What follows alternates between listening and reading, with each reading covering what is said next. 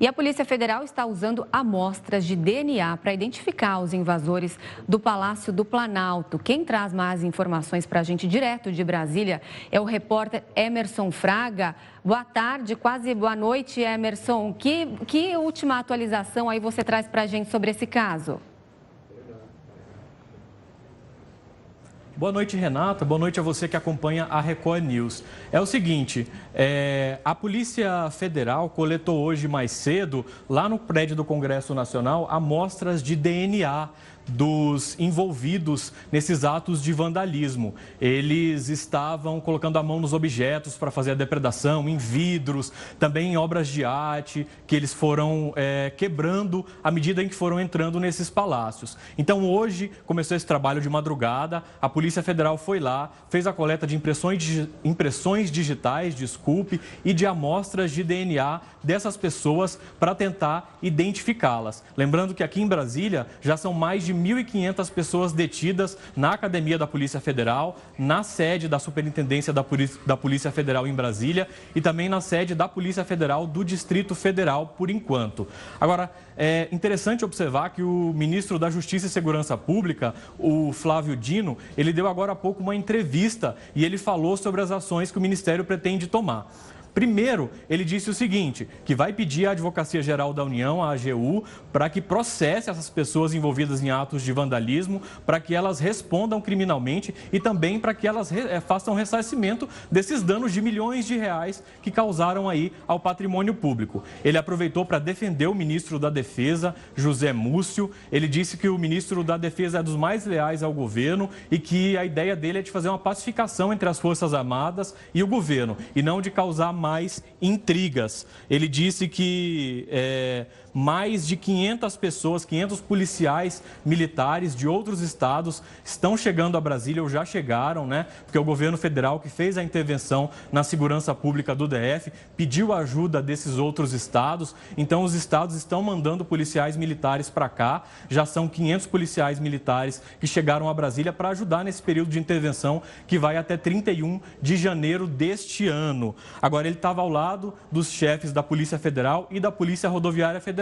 É importante lembrar que a Polícia Rodoviária Federal está contribuindo fazendo o quê? Ela está parando os ônibus com esse contingente de vândalos, de extremistas que invadiram a esplanada dos ministérios e os palácios dos três poderes nesse domingo, apreendendo esses ônibus e levando presas, detidas essas pessoas para depoimento na polícia de onde os ônibus estão parados. É uma parceria entre a Polícia Rodoviária Federal e as polícias civis, inclusive dos estados, para que isso aconteça, viu, Renata?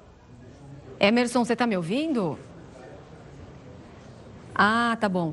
Não, ele falou aqui justamente sobre esse reconhecimento que deve ser feito também com DNA, algo sem dúvida para ajudar na identificação desses invasores, porque como a gente viu, é muita gente, é um trabalho que imagino que deve levar tempo, essa identificação através de DNA, eu não sei quanto tempo leva, mas deve ser algo de dias, e nesse meio tempo eles estão entrevistando as pessoas, e essas pessoas que estão reunidas já agora à tarde no ginásio da Polícia Federal lá em Brasília. O que eu queria falar com Emerson, se há aí alguma expectativa dessa reunião que o presidente Lula vai fazer com os governadores daqui a pouco.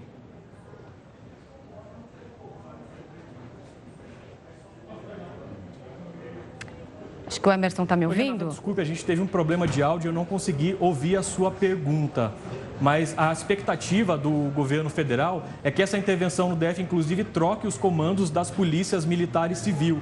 Tá? Talvez haja essa troca, há uma conversa intensa entre o interventor federal, Ricardo Capelli, que é secretário executivo do Ministério da Justiça e Segurança Pública, e as forças de segurança do DF. A investigação que deve acontecer é se houve ou não omissão desses órgãos, né, nessa contenção aos vândalos que atacaram a esplanada dos ministérios no domingo. Por enquanto, os comandantes da Polícia Civil e da Polícia Militar, eles estão mantidos, né, o delegado-chefe e o comandante-geral da Polícia Militar do Distrito Federal estão mantidos no cargo, mas a discussão ainda está só começando, a intervenção federal vai até 31 de janeiro e o ministro Alexandre de Moraes, além do presidente Lula fazer o decreto de intervenção na segurança pública aqui do DF, que vai ser inclusive votado pelo Congresso Nacional, a expectativa inclusive é que comece a ser votado hoje, ainda nessa noite, em regime híbrido pelos deputados e pelos senadores. O presidente do Tribunal Superior Eleitoral, exercendo a função de ministro do Supremo Tribunal Federal, Alexandre de Moraes, mandou tirar o governador Ibanez Rocha, governador do Distrito Federal, aí do exercício das atividades por 90 dias. Então, além da intervenção da segurança pública federal, intervenção federal na área de segurança pública do DF, que pode inclusive trocar os comandos das polícias, trocar as chefias locais, trocar os delegados-chefes. Isso vai depender de tudo como será estudado e da responsabilização de cada um desses funcionários públicos. E o governador Ibanez está completamente afastado das funções. Ele emitiu uma nota, inclusive, ele havia já pedido desculpas pelo episódio ao presidente Lula. O presidente Lula não aceitou as desculpas do governador Ibanez e já de madrugada foi divulgada a decisão do ministro Alexandre de Moraes, que afastou provisoriamente o governador Ibanez Rocha do cargo. Há pedidos de impeachment de partidos da oposição que devem começar a ser analisados pela Câmara Legislativa do DF, que estava de recesso, mas agora volta aos trabalhos para poder discutir esse assunto que tomou conta de Brasília nesse fim de semana, viu, Renata? Tá certo, Emerson Fraga, muito obrigada pelas suas informações, um ótimo trabalho para você.